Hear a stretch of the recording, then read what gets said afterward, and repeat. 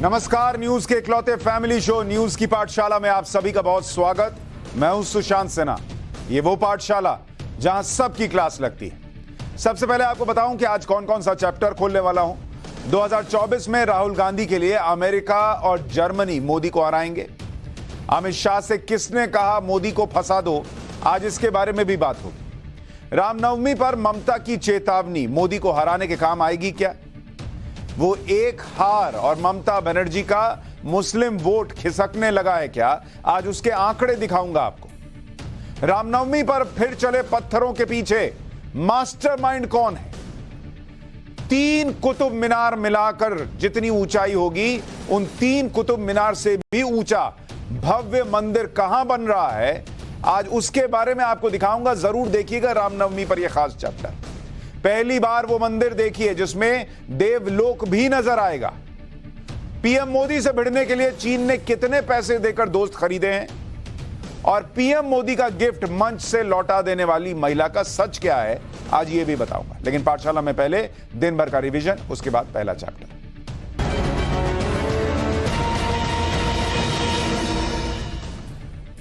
प्रधानमंत्री नरेंद्र मोदी आज शाम अचानक नए संसद भवन के दौरे पर पहुंचे। उन्होंने वहां 1 घंटे से अधिक समय बिताया और वहां चल रहे काम का निरीक्षण किया। पीएम मोदी ने नए संसद भवन के दोनों सदनों की एक एक चीज का बारीकी से जायजा लिया। तस्वीरें देखिए आप, जब नरेंद्र मोदी पहली बार उस संसद भवन के अंदर नजर आए हैं, जो नया संसद भवन बन रहा है, और वहां एक एक चीज को उन्होंने बारीकी से देखा है, समझा है कि काम कैसा चल रहा है। नए संसद भवन का दौरा करने पहुंचे पीएम मोदी ने निर्माण के काम में जुटे हुए मजदूरों से बातचीत भी की। प्रधानमंत्री ने 10 दिसंबर 2020 को नए संसद भवन की आधारशिला रखी थी, जो अब बनकर लगभग तैयार हो चुका है। कर्नाटक के पूर्व मुख्यमंत्री बीएस येदियुरप्पा ने चुनाव नहीं लड़ने का ऐलान कर दिया है। येदियुरप्पा ने अपनी 80 साल की उम्र का हवाला देते हुए ऐलान किया। उन्होंने कहा कि वो पूरे राज्य में प्रचार के लिए जाएंगे और कर्नाटक में बीजेपी की बड़ी जीत होगी। केंद्रीय गृह मंत्री अमित शाह ने आज एक दिन के दौरे पर हरिद्वार वो पहुंचे और अमित शाह ने पतंजलि यूनिवर्सिटी का उद्घाटन किया। इस मौके पर उत्तराखंड के मुख्यमंत्री पुष्कर सिंह धामी भी मौजूद रहे। यूनिवर्सिटी के उद्घाटन से पहले अमित शाह और बाबा रामदेव ने हवन भी किया। मध्य प्रदेश के इंदौर में रामनवमी पर बड़ा हादसा हो गया। इंदौर के श्री बेलेश्वर महादेव झूलेलाल मंदिर में कुएं की छत धंस गई, जिसकी वजह से 20 से ज्यादा लोग कुएं में गिर गए। हादसे में 13 लोगों की मौत हो गई है।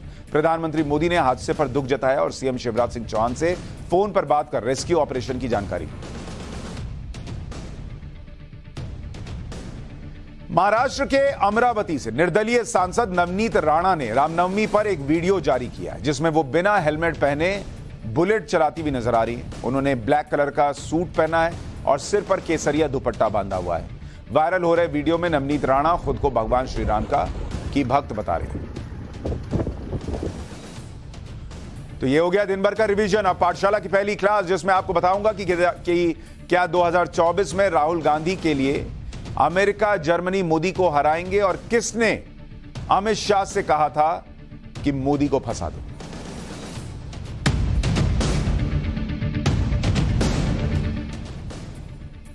अभी कुछ दिन पहले राहुल गांधी ने कहा था कि उन पर जो ये आरोप लगाए जा रहे हैं कि उन्होंने विदेशी ताकतों से मदद मांगी, ऐसा कुछ भी नहीं है। बीजेपी जब इस पर राहुल गांधी से संसद में माफी मांगने के लिए बोल रही थी, तो राहुल गांधी के बचाव में कांग्रेस कह रही थी कि राहुल ने ऐसा कुछ कहा ही नहीं, माफी किस बात की मांगेंगे। लेकिन आप सोचिए कि पहले राहुल गांधी के मामले में अमेरिका ने कहा कि उनकी राहुल गांधी के मामले पर नजर है। अब जर्मनी बोल पड़ा है। वहां के विदेश मंत्रालय ने कहा है कि भारत में विपक्ष के नेता राहुल गांधी के केस पर और संसद से उनकी सदस्यता रद्द होने के मामले में हम नजर बनाए हुए हैं। जर्मनी के विदेश मंत्रालय ने यह भी कहा कि वो उम्मीद करते हैं कि राहुल गांधी के मामले में न्यायिक स्वतंत्रता और मौलिक लोकतांत्रिक मूल्यों के मानक बनाकर रखे जाएंगे। यानी जर्मनी यह कह रहा है कि राहुल गांधी के मामले में फेयर ट्रायल हो, कोई गड़बड़ी नहीं होनी चाहिए। एक बार आपको जर्मनी के विदेश मंत्रालय की प्रवक्ता ने क्या कहा वो सुनवा देता हूं, उसके बाद आगे की बात तफसील से रखूंगा। Urteil gegen den indischen Oppositionspolitiker Rahul Gandhi zur Kenntnis genommen, ebenso wie die Suspendierung seines Parlamentsmandats. Nach unserer Kenntnis stehen Herrn Gandhi gegen das Urteil Rechtsmittel offen. Dann wird sich zeigen, ob dieses Urteil Bestand hat und ob die Voraussetzung für die Suspendierung des Mandats überhaupt gegeben ist.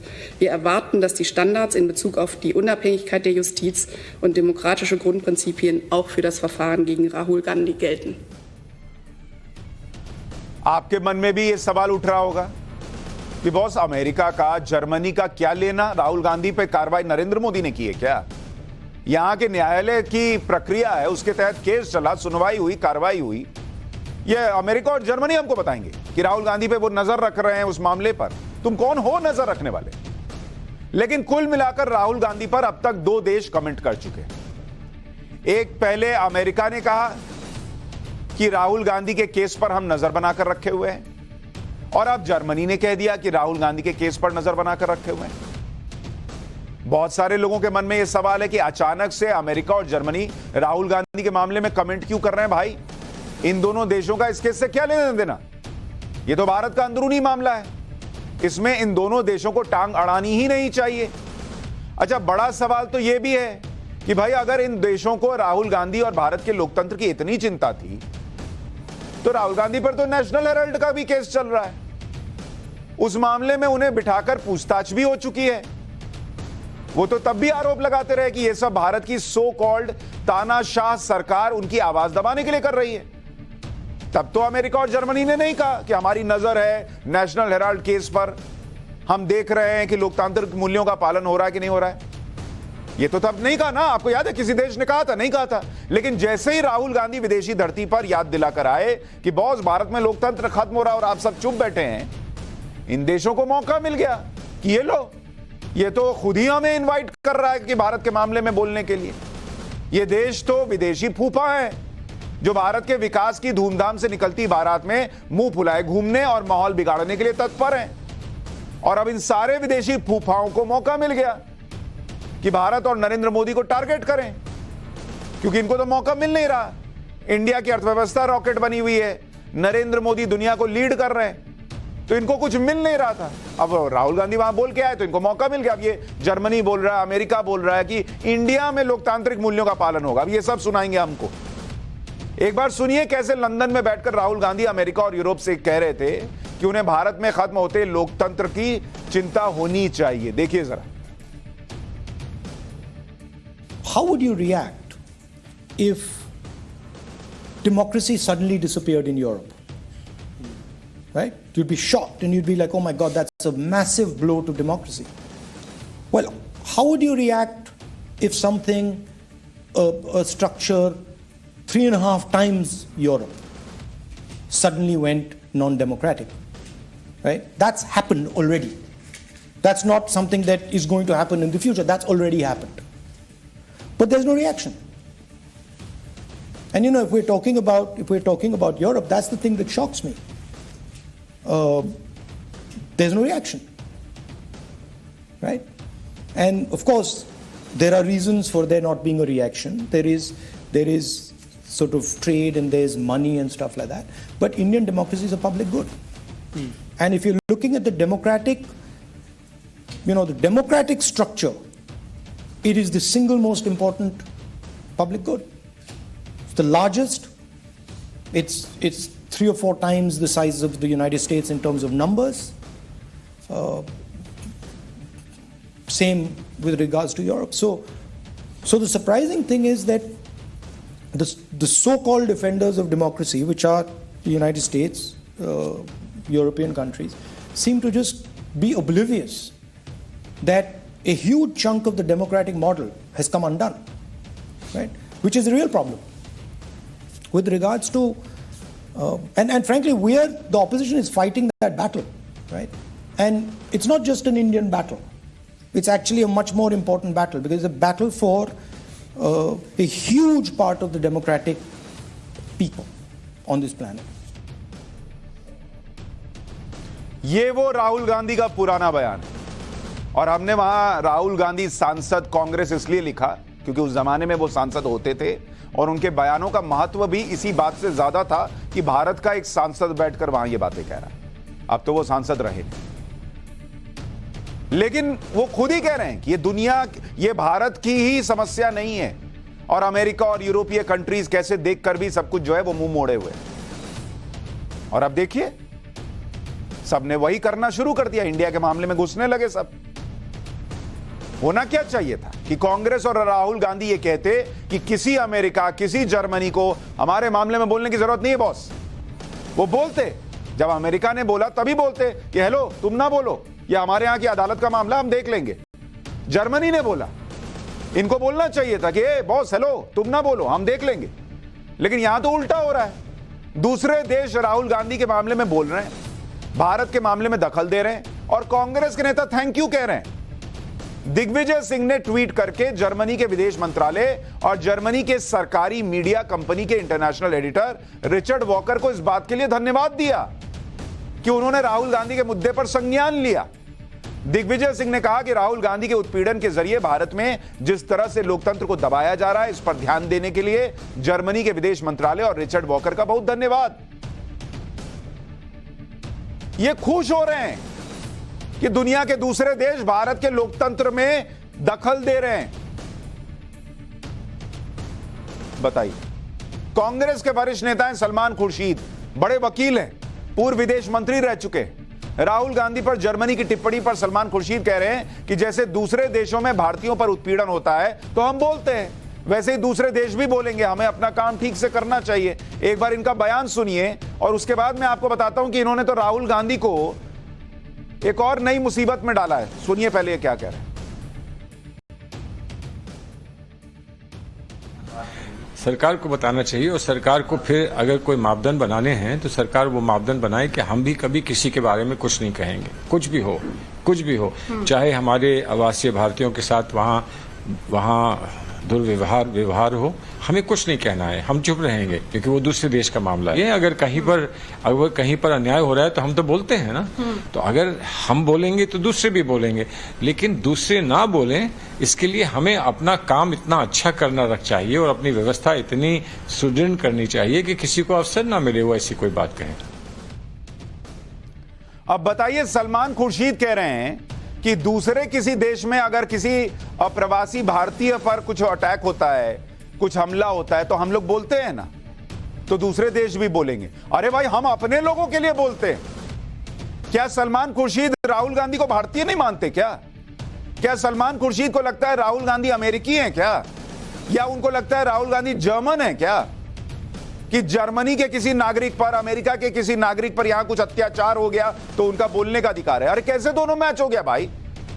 India अपने लोगों के लिए बोलता है, Rahul Gandhi India के हैं ना भाई, अमेरिका और जर्मनी के हैं क्या? कुछ भी तर्क दे रहे हैं। राहुल गांधी पर कोर्ट के फैसले को कांग्रेस के कुछ नेता मैच फिक्सिंग बता रहे हैं, जबकि सलमान खुर्शीद खुद मान रहे हैं कि राहुल गांधी पर केस एक लीगल मामला है, इस पर ऊपरी कोर्ट ही फैसला करेगा, जज पर सवाल नहीं उठा सकते। तो जब आप खुद मान रहे हैं कि यह लीगल मामला है तो इस पर दूसरे देश क्यों बोल रहे हैं भाई? एक बार आप उनका यह बयान भी सुन लीजिए। कानून के तहत ही हुआ, राहुल गांधी के साथ जो हुआ, ये जो भी कोर्ट में होता है वो कानून के तहत होता है, लेकिन जब दूसरा कोर्ट उसको पलट देता है तो वो भी कानून के तहत होता है। ये थोड़ी कहा जाता है कि जज जो था उसने बेईमानी करी। जज अपनी सोच से जो करता है उस पर प्रतिक्रिया करने के लिए या उस पर एक और निर्णय करने के लिए उससे उच्च स्तर का कोर्ट होता है, और जब तक अंतिम कोर्ट में ये बात स्पष्ट ना हो जाए कि क्या सही है क्या गलत है, तब तक ये कहना कि हम जीत गए, हमने बाजी मार ली, हम ये गलत थे।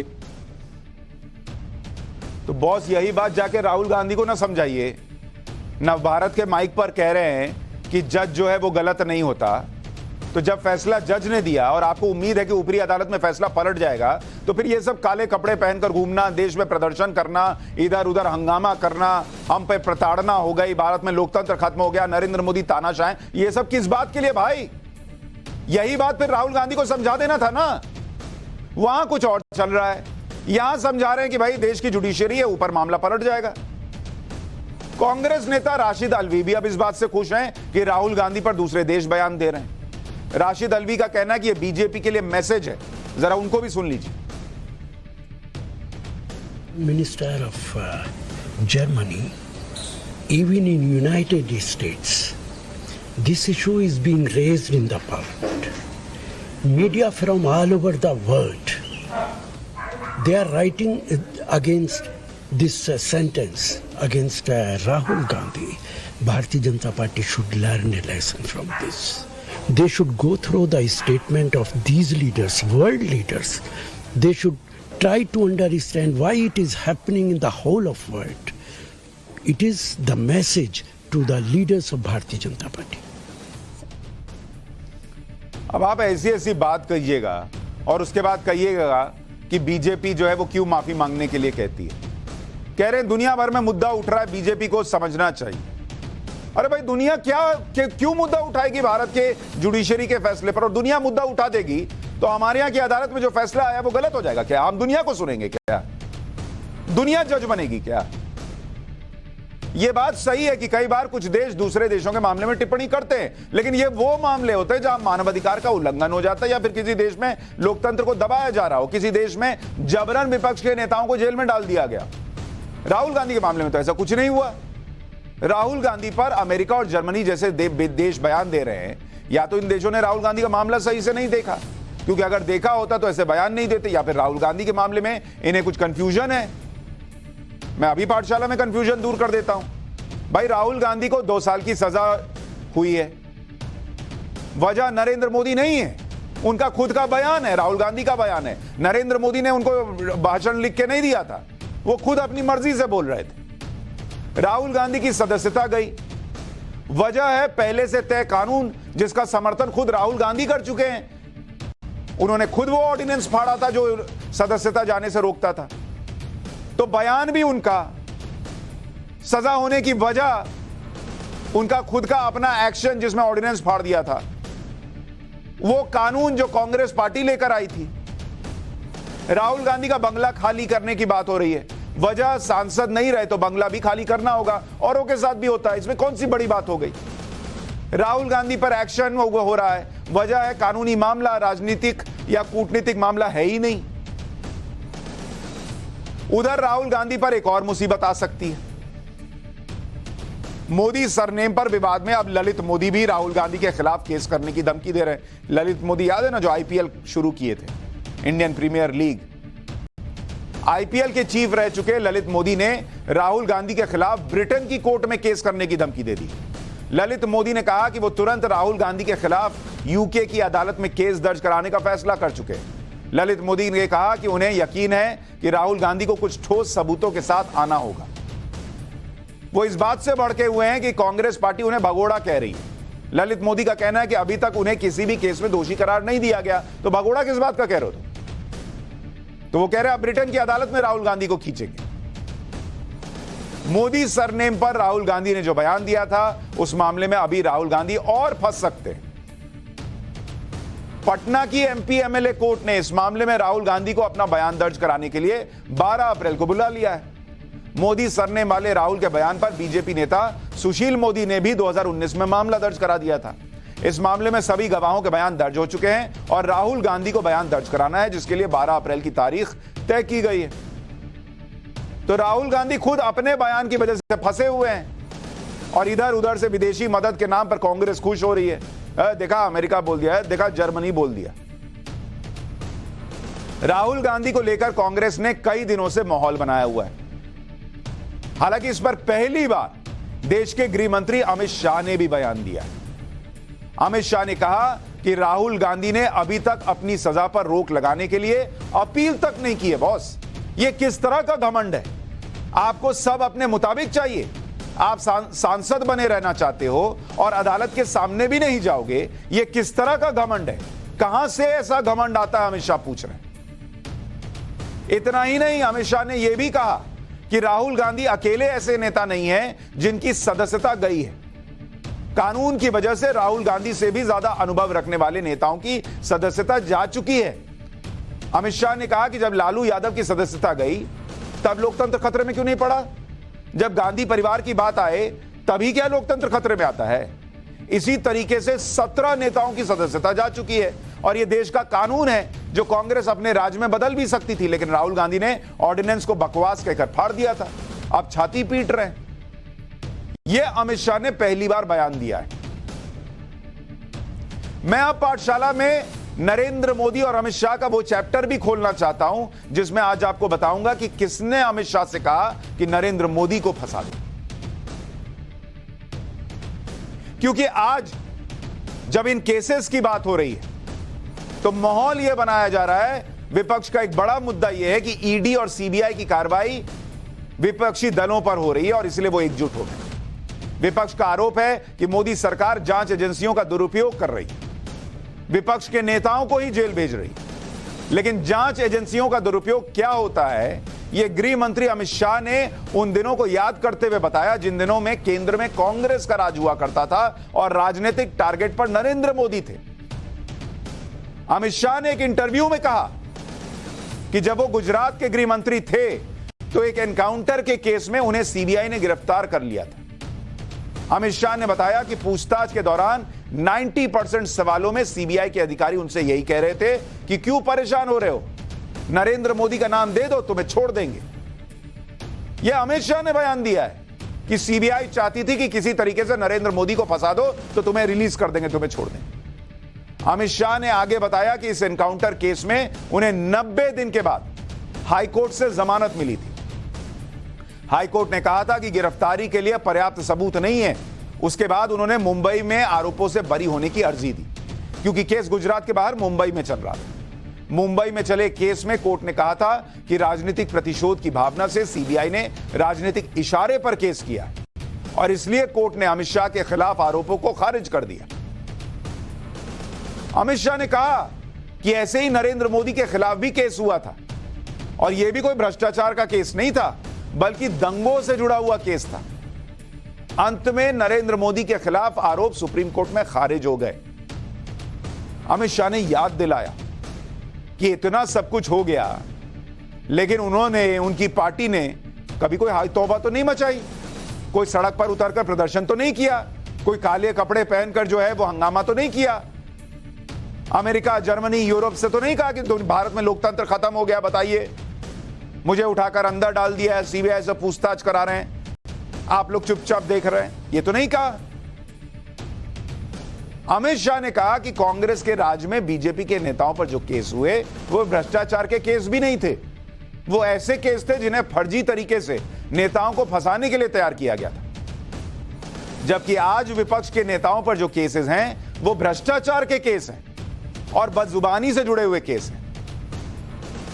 अमित शाह ने जिस एनकाउंटर केस में गिरफ्तारी का जिक्र किया, आप में से बहुत लोगों को, जो युवा पीढ़ी है उनको पता नहीं होगा, आपको बताता हूं, क्योंकि जब वो गिरफ्तार हुए तो देश में वैसा हंगामा नहीं हुआ था जैसा आज हो रहा है, इसलिए बहुत लोगों को याद भी नहीं होगा। यह 2005 का सोहराबुद्दीन एनकाउंटर केस था जिसकी उस वक्त बड़ी चर्चा हुई। यह बात 23 नवंबर 2005 की है। अहमदाबाद में सोहराबुद्दीन शेख नाम के व्यक्ति का राजस्थान और गुजरात पुलिस के जॉइंट ऑपरेशन में एनकाउंटर कर दिया गया था। 2 राज्यों की पुलिस थी। इस केस में सोहराबुद्दीन की पत्नी कौसर बी और उसके साथी तुलसीराम प्रजापति को भी मार गिराया गया था। अब सवाल यह है कि सोहराबुद्दीन शेख था कौन? आरोपों के मुताबिक सोहराबुद्दीन एक गैंगस्टर था, उसके आतंकियों से संबंध थे। आरोप था कि वह उदयपुर, अहमदाबाद और उज्जैन के मार्बल व्यापारियों और फैक्ट्री मालिकों से उगाही करता था। पुलिस को काफी वक्त से उसकी तलाश थी। एनकाउंटर के कुछ हफ्तों के बाद सोहराबुद्दीन के भाई रबाबुद्दीन ने भारत के मुख्य न्यायाधीश को पत्र लिखा। आरोप लगाया कि वो सोहराबुद्दीन की मौत को लेकर गुजरात पुलिस के बयान से सहमत नहीं है और इसके बाद सुप्रीम कोर्ट ने सोहराबुद्दीन के मारे जाने और कौसर बी के गायब होने के मामले में गुजरात पुलिस को जांच के आदेश दिए। साल 2005 से 2010 तक गुजरात पुलिस ने इस मामले की जांच की। इसके बाद सुप्रीम कोर्ट ने यह मामला सीबीआई को सौंपा और उसके बाद क्या हुआ आज आपको यह भी याद दिलाता हूं। जनवरी 2010 में सीबीआई को जांच सौंपी गई कि बॉस आप जांच कीजिए, और यह जांच किसने सौंपी? सुप्रीम कोर्ट ने सौंपी। 23 जुलाई 2010 इस मामले में चार्जशीट फाइल हुई और इसमें आरोपी किसको बनाया? इसमें आरोपी बनाया तब के गुजरात के गृह मंत्री अमित शाह को। उन पर आरोप क्या क्या लगा भाई? अमित शाह पर हत्या का आरोप लगाया, आपराधिक साजिश रचने का आरोप लगाया, अपहरण का, उगाही का आरोप लगाया। 24 जुलाई 2010 को अमित शाह ने गुजरात में गृह राज्य मंत्री के पद से इस्तीफा दे दिया। 23 जुलाई को चार्जशीट आता है, 24 जुलाई को अमित शाह इस्तीफा देते हैं। अगले ही दिन अमित शाह इस्तीफा दे देते हैं। कोई हंगामा नहीं हुआ बॉस। ये नहीं कि अरे हमको टारगेट किया, सीबीआई जो है वो तो केंद्र के इशारे पर है, फंसा दिया, चलो काले कपड़े निकालो, काला कुर्ता है तुम्हारे पास, आना पहन के। ये सब नहीं हुआ, उन्होंने रिजाइन कर दिया। 25 जुलाई 2010 को अमित शाह को 3 महीने के लिए जेल भेज दिया गया। 5 अगस्त 2010 को कोर्ट ने अमित शाह को 20 दिन की सीबीआई रिमांड पर भेजा। 29 अक्टूबर 2010, 29 अक्टूबर 2010 अमित शाह को हाई कोर्ट से जमानत मिल गई। मतलब तब तक वो जेल के अंदर रहे, 3 महीने करीब जेल के अंदर रहे अमित शाह। आप में से कितने लोगों को पता है? लेकिन बीजेपी ने सड़क पर तमाशा नहीं किया कि लोकतंत्र खत्म हो गया देश के अंदर। उसी दिन हाईकोर्ट के फैसले को सीबीआई ने चुनौती दी। 30 अक्टूबर 2010 यानी अगले दिन सुप्रीम कोर्ट ने अमित शाह को गुजरात से दूर रहने के लिए कह दिया। कोर्ट के आदेश पर 2 साल तक अमित शाह को गुजरात से दूर रहना पड़ा। लेकिन अमित शाह कानूनी लड़ाई लड़ते रहे। इसके बाद दिसंबर 2014 में मुंबई की सीबीआई कोर्ट ने अमित शाह को बरी कर दिया। तब कोर्ट ने कहा था कि अमित शाह के खिलाफ कोई सबूत नहीं मिला है, उनके खिलाफ कोई केस नहीं बनता है, अमित शाह को राजनीति की वजह से फंसाया गया था। कोर्ट कह रहा है कि फंसाया गया पॉलिटिक्स के चक्कर में। एक आदमी जेल गया, एक आदमी अपने राज्य से बाहर रहा, लेकिन उसने विदेश विदेश घूमकर यह नहीं कहा कि देखो मुझे पॉलिटिकली फंसा दिया, भारत में तो लोकतंत्र खत्म हो गया। और आप लोग चुपचाप बैठे देख रहे हो। फिर साल 2016 में सीबीआई कोर्ट के जजमेंट के खिलाफ सुप्रीम कोर्ट में एक पीआईएल दाखिल की गई, लेकिन सुप्रीम कोर्ट ने अमित शाह को जो क्लीन चिट मिली थी उसे कायम रखा। इसके बाद साल 2018 में भी बॉम्बे हाईकोर्ट में पीआईएल डाली गई और सीबीआई के उस फैसले को चुनौती दी गई जिसमें सीबीआई ने अमित शाह को बरी करने के आदेश को चैलेंज नहीं किया था। लेकिन बॉम्बे हाईकोर्ट ने भी इस पीआईएल को खारिज कर दिया। यानी एक कोर्ट से दूसरे कोर्ट तक ये लोग अमित शाह को टारगेट करने के लिए घूमते रहे कि नहीं नहीं ये आदमी है दोषी। लेकिन एक अदालत से दूसरी अदालत अमित शाह कानूनी लड़ाई लड़ते रहे और उससे कानूनी प्रक्रिया के तहत बरी हुए। सड़क पर कोई तमाशा नहीं हुआ, काले कुर्ते नहीं सिलवाए गए। विदेशी मीडिया क्या बोल रही है और विदेश के लोग क्या बोल रहे हैं यह नहीं समझाया गया, क्योंकि देश का कानून सबके लिए बराबर होता है बॉस। इसी तरीके से नरेंद्र मोदी गुजरात दंगों के मामले में बार बार एसआईटी की जांच से क्लियर निकले, अब सुप्रीम कोर्ट की जांच से भी क्लियर निकले, लेकिन सड़क पर कोई तमाशा नहीं हुआ। अब हो रहा है, करते रहिए, लेकिन सड़क पर कुछ और भी हो रहा है। पाठशाला में अब रामनवमी पर हुई हिंसा का चैप्टर, जिसमें सवाल यह है कि रामनवमी पर फिर से चले पत्थरों का मास्टरमाइंड कौन है और ममता बनर्जी ने रामनवमी पर क्या चेतावनी दी जो मोदी को हराने के काम आएगी क्या?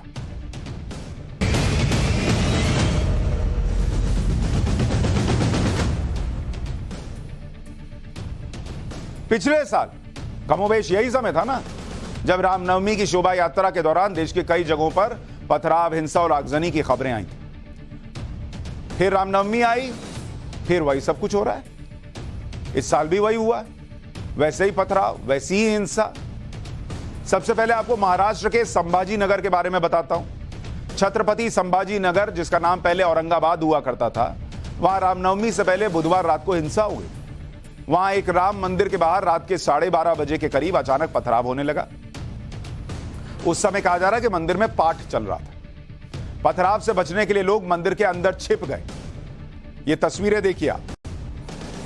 इस दौरान बाहर भीड़ बढ़ती चली गई और भीड़ में शामिल कुछ लोगों ने आगजनी कर दी, गाड़ियों को फूंक दिया, गाड़ियों में तोड़फोड़ भी कर दी। संभाजी नगर में जो कुछ भी हुआ उसके सीसीटीवी फुटेज को सामने आपके रख रहा हूं और उसमें हिंसा और आगजनी करने वाले दिख रहे हैं कि वो कौन है। इस वीडियो में दिख रहा है कि कैसे गाड़ियों को आग लगाई जा रही है, गाड़ियों को तोड़ा जा रहा है। अगर मामूली विवाद के बाद हंगामा शुरू हुआ था तो इतनी जल्दी भीड़ कैसे जमा हो गई, गाड़ियों पर आग कैसे लगा दी गई, क्या इसकी पहले से तैयारी थी, पत्थर कहां से आ गए? वही सारे सवाल है जो पिछली रामनवमी के हिंसा के वक्त थे, वही इस बार भी सवाल है। पथराव करने वाले भी सीसीटीवी में कैद हुए हैं। इसमें दिख रहा है कि पुलिस की गाड़ी खड़ी है और इसके बाद भी उपद्रवी पथराव कर रहे हैं। इस वीडियो में मंदिर के बाहर बना भगवा रंग का गेट भी दिख रहा है। हिंसा करने वालों को कंट्रोल करने के लिए पुलिस ने सख्ती दिखाई, आंसू गैस के गोले दागे, उसके बाद जाकर हालात कंट्रोल में आए। इसी तरह महाराष्ट्र के ही जलगांव में भी धार्मिक यात्रा के दौरान पथराव किया गया। नासिक जिले के जलगांव से एक शोभा यात्रा निकाली गई जिसे दिंडी यात्रा कहते हैं। यह शोभा यात्रा जब एक गांव से गुजर रही तो अचानक शोभा यात्रा पर पथराव शुरू हो गया। पुलिस के मुताबिक शोभा यात्रा में डीजे बज रहा था और जब शोभा यात्रा मस्जिद के पास से गुजरी तो डीजे बंद हो गया था। लेकिन जैसे ही शोभा यात्रा का जुलूस मस्जिद पार करके आगे बढ़ा, संगीत शुरू हुआ तो पथराव भी शुरू हो गया, यह पुलिस कह रही है। गुजरात के वडोदरा में भी रामनवमी की शोभा यात्रा के दौरान पथराव हुआ।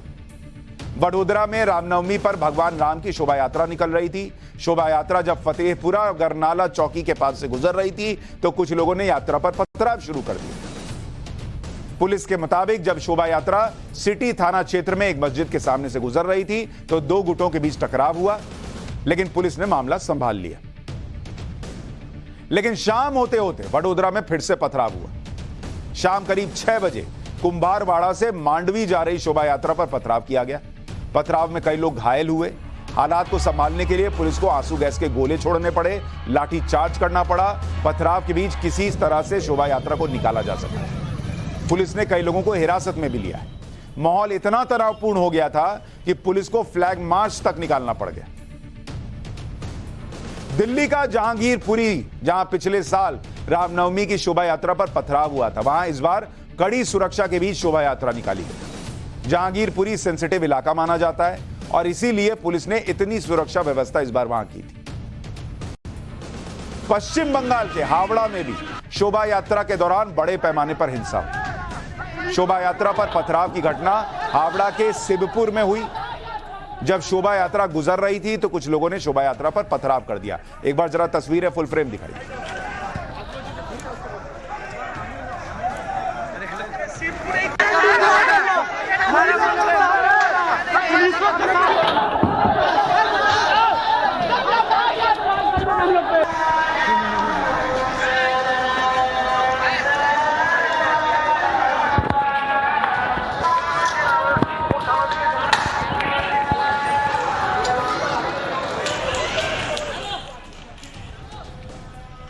ये सब वहां पर बंगाल में हावड़ा में हुआ। उपद्रवियों ने जमकर हंगामा किया, गाड़ियों को आग के हवाले कर दिया गया, कई दुकानों में भी आगजनी की। जिस इलाके में शोभा यात्रा पर पथराव किया गया वो मुस्लिम बहुल इलाका है और ठीक इसी जगह पर पिछले साल भी शोभा यात्रा पर पथराव हुआ। इसके बाद पुलिस मौके पर पहुंची और हालात को सामान्य करने की कोशिश की गई। लेकिन हावड़ा में हुई इस हिंसा पर ममता बनर्जी का रिएक्शन देखिए। वो कह रही हैं कि उन्होंने तो पहले ही कह दिया था कि मुस्लिम बहुल इलाके से यात्रा निकालते वक्त सावधानी रखें और वहां से परहेज करें। क्यों भाई? अब इस देश में कहां से यात्रा निकलेगी, हिंदू की निकले या मुसलमान की निकले? ये एरिया देख के निकलेगी क्या? हिंदू के एरिया से मुसलमान की यात्रा नहीं निकल सकती और मुसलमान बहुल इलाके से हिंदू की यात्रा नहीं निकल सकती? क्या परहेज करना है, क्या टेक केयर करना है, ये भी तो बताइए। यात्रा शोभा यात्रा निकल रही है, कई बार तजिया निकलता है। ममता बनर्जी ने कहा कि शोभा यात्रा बुलडोजर के साथ निकाली जा रही थी। यात्रा का रूट जानबूझकर बदला गया, इन लोगों को करारा जवाब मिलेगा। जानबूझकर एक समुदाय को टारगेट करने के लिए यह सब किया गया है। एक बार ममता बनर्जी को सुनिए। আজকে আমি শুনেছি হাওড়ায় ওরা এমনকি বুলডোজারও ইউজ করেছে। What audacity they have got. Reply তোমায় দেব, বিপিটিং রিপ্লাই, তোমার যে রুট ছিল সেই রুট তুমি চেঞ্জ করলে কেন? তুমি আনঅথরাইজ রুটে গেছো ইচ্ছা করে একটা কমিউনিটিকে ধাক্কা দেবার জন্য এবং হামলা করার জন্য। यानी ममता बनर्जी कह रही हैं कि बुलडोजर के साथ यात्रा निकली, बिफिटिंग रिप्लाई मिलेगा। किसको रिप्लाई देंगे आप मुख्यमंत्री हैं। मुख्यमंत्री ये कहेगा कि किसी पब्लिक को, भीड़ को जवाब दिया जाएगा। और जांच हुई नहीं हुई, तुरंत वर्डिक्ट भी आ गया कि गलती किसकी थी। ममता बनर्जी ने कल भी कहा था कि अगर रामनवमी की शोभा यात्रा के दौरान किसी मुस्लिम के घर पर हमला हुआ तो वो छोड़ेंगी नहीं। सुनिए एक बार। রামনবমীর দিন যা অস্ত্র পাবো নিয়ে বেরোবো, দেখবো কে কি করতে পারে। একটা মুসলিম এরিয়ায় গিয়ে হামলা করলে মনে রেখো তার বিরুদ্ধে আইনত পদক্ষেপ নেবে। মিছিল মিটিং করার তোমার অধিকার আছে, দাঙ্গা করার অধিকার নেই। बिल्कुल ठीक कह रही है ममता बनर्जी। यात्रा निकालना सबका अधिकार है, लेकिन दंगा करना किसी का अधिकार नहीं। लेकिन एक राज्य के मुखिया की भी जिम्मेदारी है कि अगर वो ये कहें कि शोभा यात्रा या रामनवमी की यात्रा निकलेगी और मुस्लिम के घर पर पत्थर चला तो छोड़ूंगी नहीं, उसी तरीके से वो ये भी याद दिलाएं कि शोभा यात्रा निकलेगी और उस शोभा यात्रा पर कोई पत्थर चला तो उस पत्थर चलाने वाले को भी नहीं छोड़ेंगी। लेकिन यहां तो ऐसा लग रहा है जैसे पहले से यह माना जा चुका था कि हिंसा करेगा कौन। पूरे देश में रामनवमी की शोभा यात्रा जगह जगह निकलती है, लेकिन कोई मुख्यमंत्री ऐसी बातें नहीं कर रहा जैसा कि ममता बनर्जी बोल रही। लोग सवाल उठा रहे हैं कि क्या ममता बनर्जी ये बातें मुस्लिम वोट बैंक के लिए कर रही हैं, और क्या ममता बनर्जी को डर है कि मुस्लिम कहीं टीएमसी से किनारा तो नहीं कर रहे, इसलिए वो इस लेवल पर जाकर ये बातें कर रही हैं। हाल में पश्चिम बंगाल में मैं आपको एक उदाहरण देता हूं, सागर दिघी सीट पर उपचुनाव हुआ था, वहां टीएमसी हार गई थी। लेकिन उस हार के बाद क्या ममता बनर्जी के दिल में डर बैठ गया है? आज आपको यह समझाता हूं। जिस सीट का जिक्र कर रहा हूं, सुनिए वहां क्या हुआ। इस सीट का नाम है सागर दिघी। सागर दिघी उपचुनाव हुआ, इसी साल हुआ है बंगाल के अंदर। यह बंगाल में हुआ है, ममता बनर्जी के बंगाल में। अब कहानी क्या है ये सुनिए। यहां टीएमसी को वोट मिले, तृणमूल कांग्रेस को 64,681 वोट मिले, कांग्रेस को मिले 87,667 वोट। यानी वो कांग्रेस जो बंगाल के चुनाव में खाता तक नहीं खोल पाई थी, उसने ममता बनर्जी की पार्टी को उपचुनाव में हरा दिया। अंतर कितना रहा? करीब 23,000 वोट का अंतर रहा, करीब करीब। लेकिन सवाल जो उठ रहा है कि क्या ममता बनर्जी से मुस्लिम वोट जो है वो छिटक रहा है, और क्या इसीलिए ममता बनर्जी जो है तो एक वर्ग विशेष को खुश करने के लिए ऐसे बयान दे रही हैं। वो इसलिए उठ रहा है कि जिस सागर दिघी की बात कर रहा हूं, वहां मुस्लिम वोट जो है वो 68% है बॉस। 68% मुस्लिम वोट वाले इलाके में ममता बनर्जी की पार्टी जो है वो 23,000 वोट से हार गई। और आप ये देखिए कि टीएमसी का जो वोट शेयर है, वोट शेयर टीएमसी का वो 2021 में इसी सागर दिघी में 50% प्लस था, 50% प्लस। 2023 के उपचुनाव में यह गिरकर ऑलमोस्ट 35% पर आ गया। 68% मुस्लिम बहुल इलाके में ममता बनर्जी का वोट करीब 15% गिर गया उपचुनाव में। यानी सीट गई, वोट शेयर भी चला गया। यह सीट बंगाल के मंत्री सुब्रत साहा के निधन के बाद खाली हुई थी। यानी यह सीट चुनाव में ममता बनर्जी की थी, उनकी पार्टी की थी, और उपचुनाव में कांग्रेस के पास चली गई।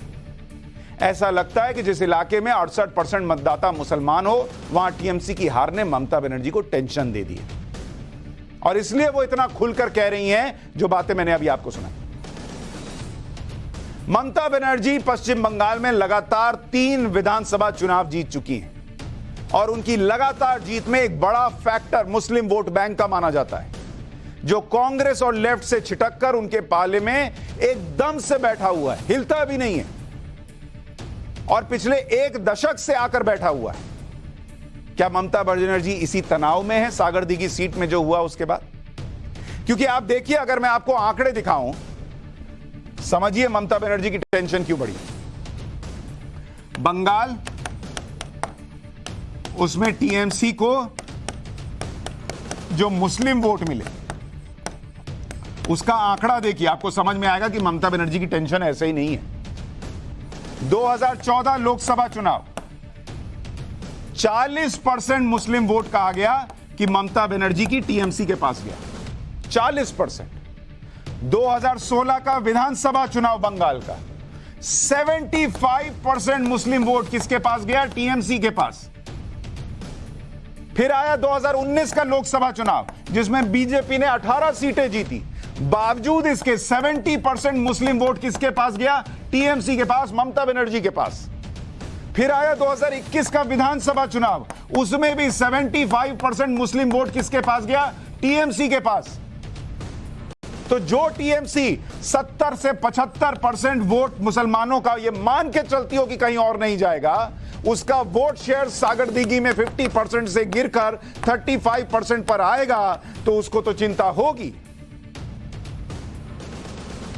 क्योंकि पश्चिम बंगाल में कुल सीटें हैं 294 और मुस्लिम मतदाता कुल हैं 27%। मुस्लिम प्रभाव वाली सीटें हैं 118 और इनमें से 58 टीएमसी के पास आती हैं, ऑलमोस्ट हाफ। 2021 का विधानसभा चुनाव आपको बताऊं, 2021 चुनाव बंगाल का आप देखिए, मुस्लिम सीटों पर मुस्लिम वोटर के बीच टीएमसी का प्रभाव देखिए। टीएमसी के मुस्लिम कैंडिडेट, मतलब जितने मुसलमानों को टीएमसी ने टिकट दिया, कितनों को दिया? 42 को दिया, 42। इसमें से जीते कितने आपको पता है? सोचिए, गेस कीजिए। 42 मुस्लिम कैंडिडेट्स में से 41 टीएमसी के मुस्लिम कैंडिडेट जीत गए। यह है ममता बनर्जी के साथ मुस्लिम वोट का इंटैक्ट होना। और इसीलिए लोगों को आश्चर्य नहीं हो रहा कि जब वो ये कह रही हैं कि रामनवमी की यात्रा तो निकालो, लेकिन अगर एक भी मुस्लिम घर पर पत्थर चला तो फिर छोड़ूंगी नहीं। और लोग जब पूछ रहे कि पलटकर यही क्यों नहीं कहा कि रामनवमी पर एक भी पत्थर चला तो छोड़ूंगी नहीं, तो वो सब कुछ इस आंकड़े में छुपा हुआ है। सागरदिघी सीट हारने के बाद ममता बनर्जी ने मुसलमानों को टीएमसी से जोड़े रखने के लिए कई बड़े फैसले भी किए। जैसे ममता बनर्जी ने अल्पसंख्यक मंत्री गुलाम रब्बानी को हटा दिया। ममता ने खुद अल्पसंख्यक मामले और मदरसा एजुकेशन की जिम्मेदारी संभाली। ममता बनर्जी ने अल्पसंख्यकों के लिए अलग से विकास बोर्ड बनाने को मंजूरी दी। अल्पसंख्यक विकास बोर्ड का अध्यक्ष कानून मंत्री मोलाय घटक को बनाया, जो ममता बनर्जी को रिपोर्ट करेंगे। ममता ने जमीयत उलमाए हिंद के प्रदेश अध्यक्ष सिद्दीकुल्लाह चौधरी को बड़ी जिम्मेदारी दी।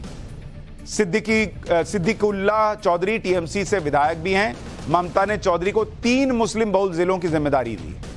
ममता बनर्जी ने टीएमसी माइनॉरिटी सेल के अध्यक्ष हाजी नूरुल को हटाकर एमएलए मुशर्रफ हुसैन को अध्यक्ष बना दिया। बंगाल में जल्दी ही पंचायत चुनाव होने वाले हैं और सागरदिघी उपचुनाव जैसे नतीजे ना आए, इसलिए ममता बनर्जी पूरा जोर लगा रही है। लेकिन पाठशाला में अब एक स्पेशल चैप्टर, जिसमें आपको बताऊंगा कि 3 कुतुब मीनारों से भी ऊंचा और भव्य मंदिर कहां बन रहा है, और पहली बार वो मंदिर दिखाऊंगा जिसमें देवलोक भी दिखेगा।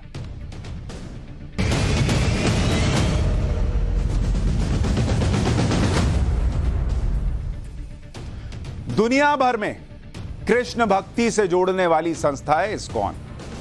वृंदावन में दुनिया का सबसे ऊंचा चंद्रोदय मंदिर निर्माण करवा रही है इस्कॉन, और इस मंदिर के बारे में आप सुनेंगे आज रामनवमी के मौके पर। सुनिए, यह मंदिर 210 मीटर यानी करीब 700 फीट ऊंचा है। यानी इसकी ऊंचाई अगर आप देखेंगे इस मंदिर की जो बन रहा है, मंदिर की ऊंचाई देखिए, इस मंदिर की ऊंचाई है करीब 700 फीट। आगे 700 फीट क्या होती है बॉस, कुछ अच्छे एग्जाम्पल से समझाओ। मतलब 70 मंजिला इमारत के बराबर। और इसको और सरल भाषा में समझना हो तो 3 कुतुब मीनार, उसको अगर आप एक के ऊपर एक खड़ा कर दीजिए, 3 कुतुब मीनार को, एक कुतुब मीनार, इसके ऊपर एक कुतुब मीनार और इसके ऊपर एक कुतुब मीनार, ये 1 कुतुब मीनार, 2 कुतुब मीनार, 3 कुतुब मीनार जब खड़ा कीजिएगा तो बनेगा एक भव्य मंदिर। इतना ऊंचा बन रहा है। मंदिर को इतना ऊंचा बनाने की वजह यह है कि इसके सबसे ऊंचे शिखर से पूरे ब्रिज के दर्शन किए जा सके। ब्रिज का यह पूरा इलाका मंदिरों, नदी, तालाब, जंगल, पहाड़ियों से भरा पड़ा है। इस पूरे इलाके में भगवान कृष्ण की लीलाओं की बहुत सी कथाएं जुड़ी हुई। इसलिए मंदिर प्रबंधन ने तय किया कि मंदिर को इतना ऊंचा बनाओ ना कि ब्रिज के इलाके जैसे वृंदावन, मथुरा, गोकुल, बरसाना, नंदगांव और इसके आसपास के इलाकों को एक जगह से देखा जा सके। और ब्रिज के इलाके से गुजरते लोगों को भी यह मंदिर दूर से ही दिखाई देगा। आने वाले कुछ दिनों में मथुरा के आसपास यमुना एक्सप्रेसवे से गुजरते हुए आपको यह मंदिर साफ साफ दिखाई देगा। आप में से बहुत सारे लोगों के मन में यह सवाल आ रहा होगा कि यह मंदिर कब तक तैयार होगा। इसके बारे में आपको आगे बताऊंगा और मंदिर की खासियतें भी बताऊंगा। पहले इस मंदिर की भव्यता और ऊंचाई के बारे में आपको इस मंदिर की तुलना दुनिया के दूसरे पवित्र इमारतों और ऐतिहासिक इमारतों से करके बताता हूं। जैसा मैंने आपको बताया कि वृंदावन में बन रहे सबसे ऊंचे चंद्रोदय मंदिर की ऊंचाई 210 मीटर है। यानी यह मंदिर दिल्ली में मौजूद कुतुब मीनार से 3 गुना ऊंचा होगा। धर्म से जुड़ी ऊंची इमारतों की लिस्ट में एक नाम आता है तुर्की की हागिया सोफिया मस्जिद का, जिसकी कुल ऊंचाई 55 मीटर है और यह है 210 मीटर, ऑलमोस्ट 4 गुना से थोड़ा सा कम। दूसरी इमारत है आगरा का ताजमहल, इसकी ऊंचाई है 73 मीटर। इसके अलावा लंदन की सेंट पॉल कैथेड्रल चर्च है, उसकी ऊंचाई है 111 मीटर, उससे ऑलमोस्ट डबल से बस थोड़ा सा कम होगा यह मंदिर। लंदन के इस चर्च से भी चंद्रोदय मंदिर करीब 100 मीटर ऊंचा होगा। आप सोचिए, तो आप देखिए यह मंदिर है और इसके बगल में हमने 3 कुतुब मीनार एक के ऊपर एक खड़े कर दिए हैं, तब जाकर यह मंदिर के बराबर पहुंचा और बाकी तो बहुत ही नीचे। इतना भव्य और शानदार मंदिर बन रहा है।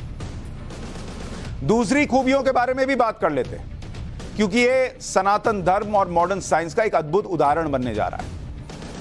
परंपरागत द्रविड़ और नागर शैली में इसे बनाया जा रहा है।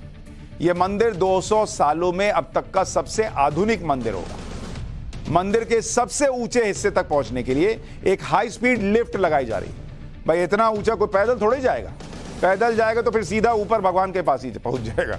सीधा भगवान कहेंगे आओ, इतना ऊपर आए हो तो मिल ही लो। इसलिए लिफ्ट लगा दी गई। इस मंदिर की सबसे खास बात यह है कि यदि किसी तूफान या भूकंप की वजह से बिल्डिंग 1 मीटर झुक भी गई तो भी लिफ्ट सीधी चलती रहेगी। यह टेक्नोलॉजी दुबई के बुर्ज खलीफा इमारत में लगाई गई है। मंदिर की पूरी इमारत में 511 पिलर होंगे। इन पर पूरी बिल्डिंग का वजन 5 लाख टन होगा, जबकि ये पिलर 9 लाख टन वजन सहने की कैपेसिटी रखते हैं। मंदिर के ऊपरी हिस्से में ही 4D तकनीक से बनाए गए देवलोक और देवलीलाओं के दर्शन भी किए जा सके। इसके अलावा श्री कृष्ण के जीवन लीलाओं को जानने के लिए थिएटर होगा, लाइब्रेरी बनाई जाएगी। सबसे खास बात यह है कि 26 एकड़ से ज्यादा के इलाके में बन रहे चंद्रोदय मंदिर को भगवान कृष्ण के जमाने में रहे वृंदावन के स्वरूप में तैयार किया जाएगा। इसमें 12 आर्टिफिशियल जंगल बनाए जाएंगे, जिनमें फलदार पेड़ होंगे, बगीचे, तालाब और झरने भी दिखाई देंगे। पूरे मंदिर का पूरे तरह से घूमने में श्रद्धालुओं को 3 से 4 दिन लग जाएगा। इतना भव्य मंदिर होगा, आप सोचिए। इसलिए इसमें रहने की व्यवस्था भी की गई है। साल 2006 में इस्कॉन के बेंगलुरु के श्रद्धालुओं ने इस मंदिर को बनाने की योजना बनाई थी। इसके लिए दुनिया भर की कई कंस्ट्रक्शन कंपनियों और इंजीनियर्स को शामिल किया गया और करीब 8 साल की तैयारी के बाद साल 2014 में इस मंदिर की नींव रखी गई। इस मंदिर को बनाने का टारगेट 2022 तक रखा गया था, लेकिन कोरोना की वजह से इसमें 2 साल की देरी हो गई। अब यह मंदिर इस साल कार्तिक के महीने में यानी अक्टूबर नवंबर के बीच खोल दिया जाएगा, लेकिन पूरा मंदिर 2026 में बनकर तैयार होगा। इस मंदिर को बनाने में 700 करोड़ रुपए खर्च होंगे। 700 करोड़ रुपए, सोचिए कोई छोटी मोटी बात नहीं है। 2014 से बनते बनते 2026 में कंप्लीट होगा, करीब 12 साल में 700 करोड़ की खर्च से। लेकिन इतना भव्य मंदिर होगा कि जाइएगा तो मन गदगद हो जाएगा। इस मंदिर के बनने के बाद ब्रिज के पूरे इलाके में पर्यटकों और श्रद्धालुओं की संख्या बहुत बढ़ जाएगी, जिससे आसपास के इलाके की इकोनॉमी को बड़ी मदद मिलेगी। इसके बारे में भी आगे बताऊंगा, लेकिन उससे पहले दुनिया के सबसे बड़े मंदिर की कुछ तस्वीरें दिखा देता हूं। कुछ दिन पहले मैंने आपको पाठशाला में दुनिया के सबसे बड़े वैदिक मंदिर के बारे में बताया था, जो बंगाल के नदिया जिले के मायापुर में बनाया जा रहा है। यह करीब 28 लाख वर्ग मीटर में फैला हुआ दुनिया का सबसे बड़ा मंदिर होगा। यह उसकी तस्वीर है जो बंगाल में बन रहा है। यह अगले साल 2024 में पूरी तरह से बनकर तैयार हो जाएगा। इसका निर्माण साल 2009 में, यानी पिछले 14 साल से चल रहा है। वैदिक मंदिर की विशालता का अंदाजा आप इस बात से भी लगा सकते हैं कि इसकी नींव करीब 100 फीट गहरी है, यानी जमीन में 10 मंजिला इमारत के बराबर तो इसकी नींव है। मंदिर का निर्माण पूरा होने के बाद यहां एक साथ 10,000 लोग भगवान नरसिंह के दर्शन कर सकेंगे, जबकि मंदिर परिसर में करीब 1 लाख लोग आराम से घूम सकेंगे। इतनी जगह हो, 1 लाख लोग अंदर घूमेंगे भाई। इस मंदिर की लागत करीब 1000 करोड़ रुपए आएगी। सबसे बड़ी बात यह कि मंदिर की आध्यात्मिक, सांस्कृतिक और ब्रह्मांड के वैदिक मॉडल का सबसे बड़ा केंद्र होगा। इन मंदिरों के बारे में मैंने आपको इसलिए बताया ताकि आप समझ सके कि एक मंदिर सिर्फ अध्यात्म का केंद्र नहीं होता, इससे पूरी अर्थव्यवस्था और रोजगार को भी मदद मिलती है। भारत में अगर आप देखेंगे मंदिर की अर्थव्यवस्था कैसी है, क्योंकि कुछ लोगों को इस देश में बड़ी दिक्कत है, अरे यार मंदिर क्यों बना रहे हो, कुछ और बना दो लेकिन मंदिर मत बनाओ। भाई मंदिर की भी अपनी अर्थव्यवस्था होती है, और वो अर्थव्यवस्था क्या करती है, कैसे चलती है, आपको दिखाता हूं। भारत में लगभग 7.5 लाख मंदिर माने जाते हैं कि है 7.5 लाख मंदिर, और मंदिरों की सालाना इकोनॉमी जो है ये करीब 2 लाख करोड़ रुपए की, 2 लाख करोड़ रुपए। अब आप सोचिए कि कितने लोगों का घर इस मंदिर वाली इकोनॉमी से चलती है। अगर सिर्फ 6 मुख्य मंदिरों की बात करूं, उसकी कमाई जो है कैश में 24,000 करोड़ रुपए बैठती है। 24,000 करोड़ हर साल, सालाना। अब आप सोचिए, कर्नाटक के जो मंदिर है उनसे सिर्फ टैक्स का कलेक्शन 80 करोड़ रुपए का आता है। मंदिरों से उस शहर में पर्यटन किस तरह से बढ़ता है, उसके सिर्फ 3 उदाहरण बताता हूं। उदाहरण देखिए आप कि कैसे मंदिरों से पर्यटन बढ़ता है, और इस पर सबसे ज्यादा अगर आपको याद दिलाऊं, किसी ने फोकस किया है तो वो है नरेंद्र मोदी, कि अध्यात्म और उस अध्यात्म के जरिए इकोनॉमी, उसको भी जोड़ दो तो किस तरह से प्रभाव पड़ता है, वो उन्होंने समझा और उसका एग्जाम्पल देखिए। इकोनॉमी देखिए, वाराणसी जहां पर विश्वनाथ कॉरिडोर बना, वहां जो इकोनॉमी है, पर्यटक जो है 1000% पर्यटक बढ़ गए, 1000%। अब बताइए, कोई आ रहा है, वो मिठाई खरीद रहा है, प्रसाद खरीद रहा है, माला खरीद रहा है, होटल में रुक रहा है, टैक्सी में चल रहा है, ऑटो में चल रहा है, कहीं ढाबे पे बैठ के खाना खा रहा है। 1000% अगर पर्यटक बढ़ गए एक मंदिर के निर्माण से, तो सोचिए कितनों का घर चल रहा है। उज्जैन, जहां पर अभी महाकालेश्वर जो आपको बताया था कॉरिडोर बना है, महाकाल कॉरिडोर, वहां पर 1796% पर्यटक बढ़ गए, 1796। और 4 धाम जो केदारनाथ का रेनोवेशन हुआ है, वहां पर कितने पर्यटक बढ़े हैं, वहां 100% पर्यटकों की संख्या बढ़ गई। ये तो 3 उदाहरण दे रहा हूं बॉस। लेकिन कुछ लोगों को इतनी दिक्कत हो जाती है इस देश में मंदिर बन जाए तो उनकी छाती पे सांप लौटता है। अरे लौटो, कोई फर्क नहीं पड़ता, चलेगा ये सब। पीएम मोदी के नए भारत से बढ़ने के लिए चीन के छाती पे भी सांप लौट रहा है, और अब वो कर क्या रहा है, इसका चैप्टर खोलता हूं। चीन कैसे रिश्वत देकर दोस्त खरीद रहा है, देखिए जरा।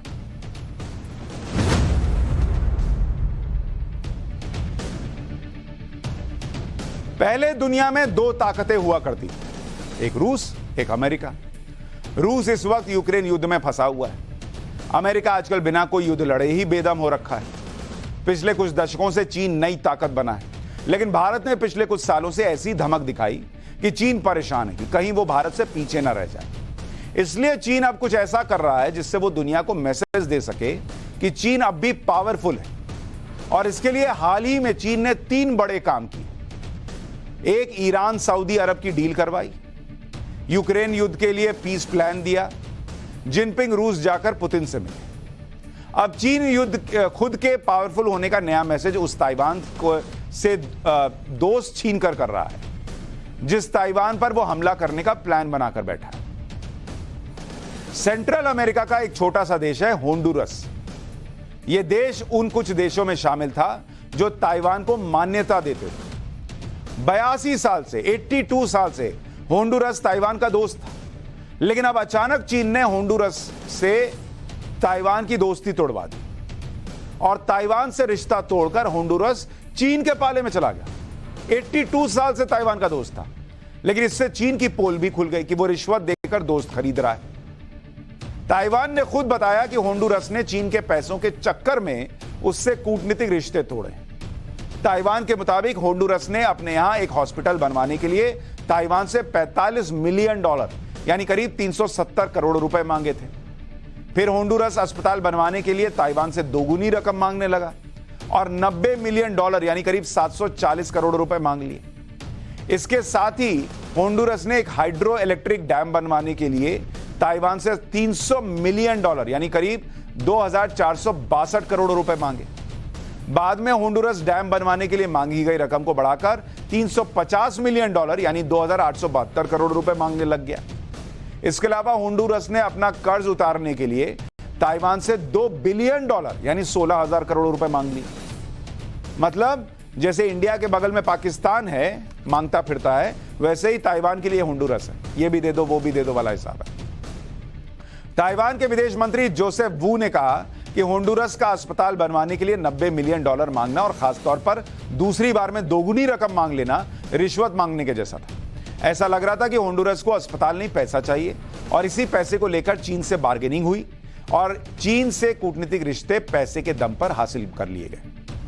होंडुरस के साथ राजनयिक संबंध टूटने पर ताइवान की राष्ट्रपति ने भी कहा कि चीन का यह कदम ताइपे के सहयोगियों पर दबाव बनाने और धमकाने की रणनीति का हिस्सा है। चीन ने लंबे समय से अंतर्राष्ट्रीय स्तर पर ताइवान को अलग थलग करने की कोशिश की है और ऐसा करके चीन क्षेत्रीय शांति और स्थिरता को खतरे में डाल रहा है। चीन और ताइवान का विवाद क्या है, थोड़ा सा आपको याद दिला दूं। चीन दरअसल मानता है कि ताइवान उसका ही एक राज्य है जो अलग हो गया है, लेकिन आने वाले वक्त में यह चीन के कंट्रोल में आ जाएगा, जबकि ताइवान खुद को एक स्वतंत्र देश मानता है जिसका अपना संविधान है और जिसके जनता द्वारा चुने हुए अपने प्रतिनिधि हैं। चीन उन देशों के साथ राजनयिक संबंध नहीं रखता जिन्होंने ताइवान को एक देश के तौर पर मान्यता दी है या फिर ताइवान की राजधानी ताइपे में दूतावास बनाया हुआ है। चीन के साथ हुई डील के बाद होंडुरस ने ताइवान से 30 दिनों के अंदर दूतावास खाली करने के लिए कह दिया। होंडुरस के विदेश मंत्रालय ने बयान जारी किया कि रिपब्लिक ऑफ होंडुरस की सरकार दुनिया में सिर्फ एक चीन के अस्तित्व को मान्यता देती है। देख रहे हैं कैसे पलट गया, और सिर्फ पीपल्स रिपब्लिक ऑफ चाइना की सरकार ही एकमात्र वैध सरकार है जो पूरे चीन का प्रतिनिधित्व करती है। ताइवान चीन का एक अभिन्न हिस्सा है। ये तुमको 82 साल बाद, 82 साल बाद याद आया, वो भी जब चीन ने तुम्हारे मुंह पे पैसे फेंक दिए। ऐसे ऐसे तो देश हैं ये लोग। एक हफ्ते से ज्यादा लंबी बातचीत के बाद आखिरकार बीजिंग में चीन और होंडुरस के विदेश मंत्रियों ने एक समझौते पर दस्तखत की, जिसके बाद होंडुरस ने ताइवान के साथ डिप्लोमेटिक रिलेशन पूरी तरह से खत्म करने का ऐलान कर दिया। अब खबर है कि जल्दी ही होंडुरस की राष्ट्रपति शियोमारा कास्त्रो चीन का दौरा कर सकती। दुनिया में पहले से ही बहुत कम देश हैं जो ताइवान को मान्यता देते हैं और ताइवान के साथ जिनके कूटनीतिक रिश्ते हैं। ताइवान को मान्यता देने वाले देश पहले 14 थे, अब घटकर 13 हो गए। लेकिन अगर चीन को लगता है कि वो ऐसे नोट फेंक कर दोस्त बना लेगा और भारत की तरह मजबूत हो जाएगा, तो ये उसका सपना है, ऐसा होगा नहीं। लेकिन पाठशाला में अब एक छोटा सा ब्रेक ले रहा हूं। ब्रेक के बाद आपको बताऊंगा कि पीएम मोदी का गिफ्ट मंच से लौटा देने वाली महिला के वीडियो का सच क्या है।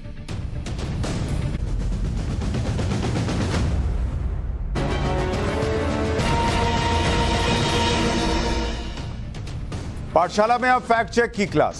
सोशल मीडिया पर एक वीडियो वायरल हो रहा है। इस वीडियो के जरिए दावा किया जा रहा है कि गैस की बढ़ती कीमतों की वजह से एक महिला ने मंच पर प्रधानमंत्री मोदी से मुफ्त गैस कनेक्शन लेने से मना कर दिया। ये वीडियो देखिए, जिसमें ऐसा दिखाया जाता है कि उसने नमस्ते किया और पीछे वापस चली गई, पीएम से सिलेंडर का कनेक्शन नहीं लिया। हमने इस वीडियो का फैक्ट चेक किया। हमारी रिसर्च में ये वीडियो पूरी तरह फर्जी निकला। दरअसल वायरल वीडियो को एडिटिंग की मदद से रिवर्स कर दिया गया है, जिससे लग रहा है कि महिला गैस कनेक्शन लेने से इनकार करती हुई वापस लौट रही है, जबकि ऐसा नहीं है। वीडियो भी आज का नहीं है, 2016 का है, जब पीएम मोदी ने यूपी के बलिया में मुफ्त रसोई गैस की उज्ज्वला योजना लॉन्च की थी। वायरल वीडियो इसी कार्यक्रम का है, जिसमें महिला पीएम मोदी के हाथों से गैस का कनेक्शन लेती है, फिर आगे चली जाती है असली वीडियो में। ये देखिए, दाहिने तरफ आपको असली वीडियो दिख रहा है, लेकिन दूसरे वीडियो में उसी को रिवर्स में कर दिया और ऐसा दिखाया कि मैडम ने हाथ जोड़े और वापस चली गई, पीएम से गिफ्ट नहीं लिया।